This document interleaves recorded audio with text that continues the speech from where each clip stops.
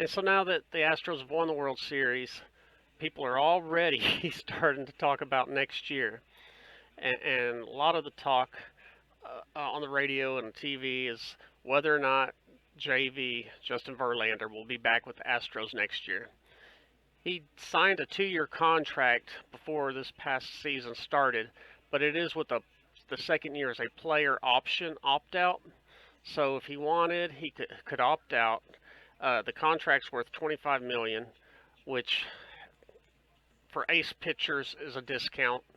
Sounds ridiculous to say that, but for ace pitchers, he could probably get between 35 and 40 mil a year. So Justin may opt out of his contract because that's what players do when they have that option. But I really expect him to re-sign with the Astros.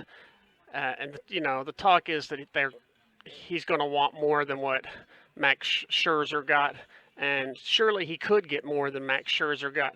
But like I said, I really think he wants to remain in Houston, and I don't know that the Astros can give him more than what Max Scherzer got. We'll just have to wait and see, but that's my thoughts. At this point in his career, JV has 244 wins, and he desperately wants to reach the 300 win plateau. And he's probably the last pitcher in Major League Baseball that we will see have the potential to reach 300 wins. It's just the way pitchers are used these days. They don't rack up the wins the way they used to. And so he is the closest to reaching 300, and there may never be another person that gets as close as he does. He is 38 years old. So he says he's going to pitch probably 4 more years.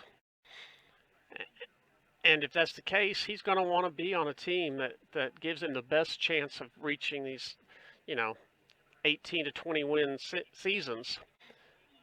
There's not that many teams out there that are expected to reach 100 win seasons a year.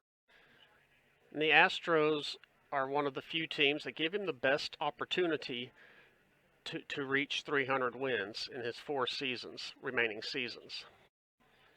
And add on to that the fact that he's quite unhappy, uncomfortable with his World Series record of 1 win and 7 losses.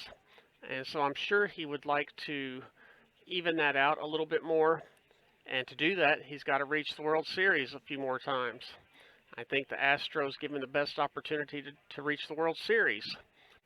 And then the last reason is Justin seems to be, if you listen to some of his interviews, he seems to be a little bit embarrassed almost by the fact that when he got injured and had to have Tommy John surgery, he ended up earning $70 million for pitching 1 game over a 2-year span with the Astros. And so I think he does feel a little embarrassed about taking that money. I mean, of course he's not going to not take it. You can't do that, but I think he feels that he somewhat owes the Astros. He has a good relationship with the Astros owner, and he has a great relationship with the Astros manager, Dusty Baker. And so all of these things are reasons why I would be surprised if Justin Verlander does not pitch for the Astros next year. Another one of the top free agents that there seems to be a lot of talk around is Michael Brantley. Now, Michael's been with the Astros for several years.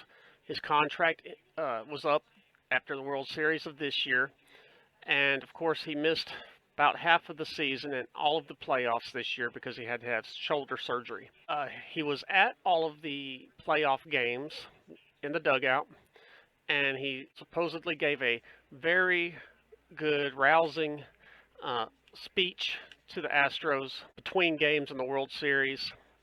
So he's very close to all the players on the team. But even more so, Uncle Mike is extremely close with Astros owner Jim Crane. And because Michael's also getting up there in age, this, I think, is an ideal team to be on. He doesn't want to go to a team that's not ready to win right now. He also would prefer to be on a team in which he can split playing in the field and designated hitting, because he prefers to play in the field over designated hitting. But most of the teams seem to be most interested in him in being a designated hitter and only playing in the field occasionally. And so Houston is really an ideal spot because he and Yordan Alvarez can split time between left field and designated hitting, share the duties, and you don't have a fall off really either way, offensively or defensively, for either player that's out there. So I think Michael Brantley will be back with the Astros next year. That brings to mind Yuli Gurriel, another free agent. There's a lot of whispers going around that Yuli may retire now that he's won another World Series and that he had a pretty bad year. And so there's been no word out of his camp. But either way, if he doesn't retire, I really don't think the Astros are going to re-sign him. I think the Astros kind of view this as a natural ending to the Yuli era at first base. So I think that the Astros will probably be looking at signing a new first baseman.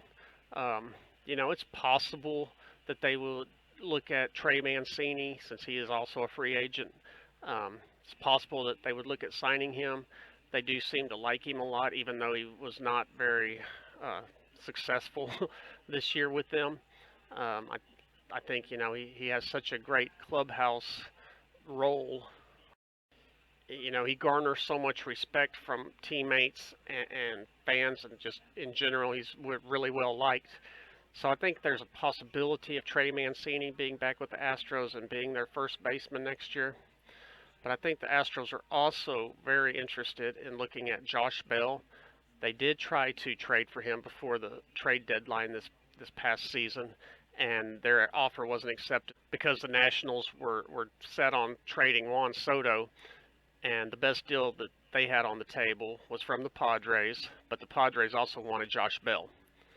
So that's why the Astros didn't get Josh Bell at the trade deadline. But I do think that the Astros will definitely meet with Josh Bell and see if there's mutual interest there.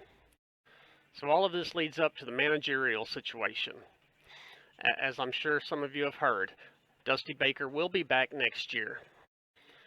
It's been big news that he was managing in the World Series with a contract that was coming to an end at the end of the series, and that just didn't seem very professional of the Astros. Definitely not common practice in baseball to let a manager kind of hang by a thread there, especially one that's gotten them to the World Series the last 2 years.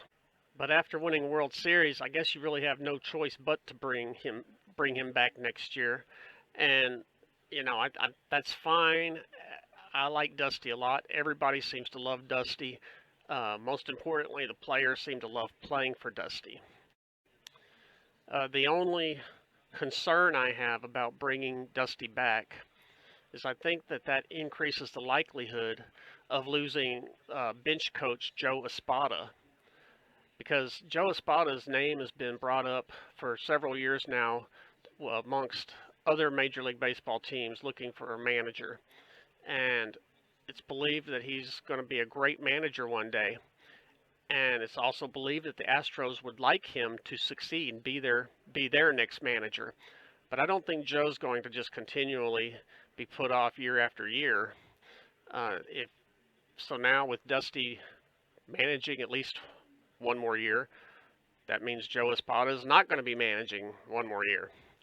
So I don't know. Maybe that means that Dusty is really only going to manage one more season, and then the plans will be to hand the reins over to Joe Espada. Okay, guys. Well, I do have some new designs on t-shirts and caps. Also, I have some coffee mugs and stainless steel travel mugs. You should check them out at my Etsy store. And in the coming days, I will do a video on the Houston Rockets, because it is basketball season. Guys, I hope you've been enjoying my videos. If you have, I hope you will consider hitting the like button, thumbs up, and maybe subscribing to my channel. It's good free entertainment.